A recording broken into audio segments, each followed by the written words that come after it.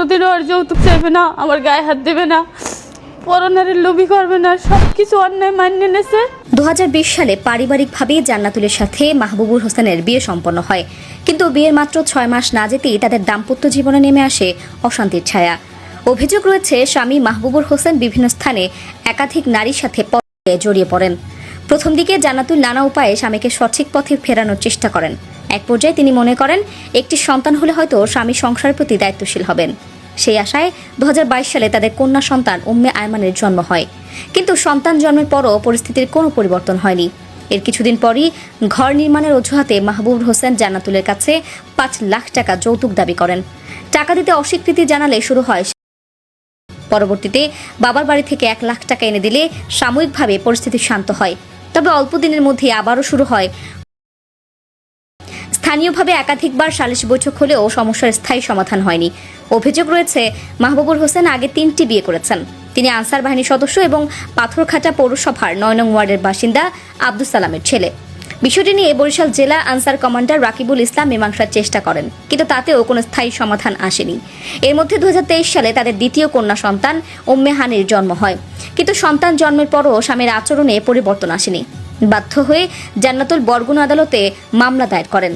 পরবর্তীতে মাহবুবুর হোসেন পুনরায় বিরত থাকার অঙ্গীকার করে আপোষনামায় স্বাক্ষর দেন, তবে সেই প্রতিশ্রুতিও বেশি দিন স্থায়ী হয়নি। পুনরায় একইভাবে বিভিন্ন নারীর সাথে সম্পর্ক শুরু হয়।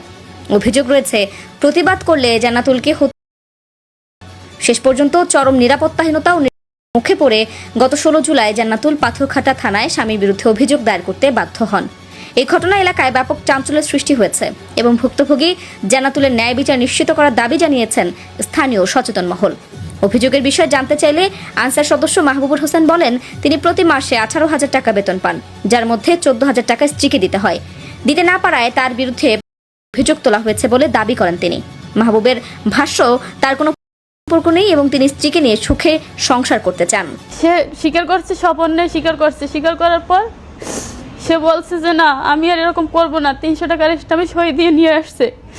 নিয়ে আসার পর 1 সপ্তাহ আমার সাথে ছিল, মোটামুটি 1 সপ্তাহ ভালো গেছে। যখন আমার কাছ থেকে সে আবার চলে গেছে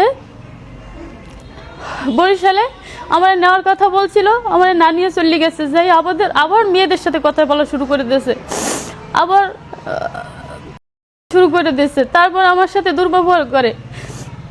আমি যদি বলি বাসা রাখার কথা, বলে সে আমাকে হুমকি দেয়। আগে যত খারাপ কিছু হয়েছে তার থেকে বেশি খারাপ কিছু হইবে। তারপর আমাকে তালাক দেওয়ার হুমকি দেয়। আমার ছোট্ট ছোট্ট বাচ্চা 2টাকে গ্রহণ করবে না সেই হুমকি দেয়। তার অভিযোগ কিছু আংশিক সত্য কোনটা?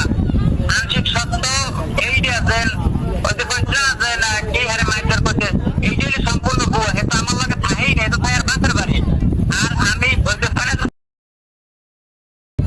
আমি বলতে পারবেন যদি পান ফোন তার লাগে আমার বাজাবাজি 70,000 টাকা নিয়ে সে প্রতি এইটা আংশিক সত্য।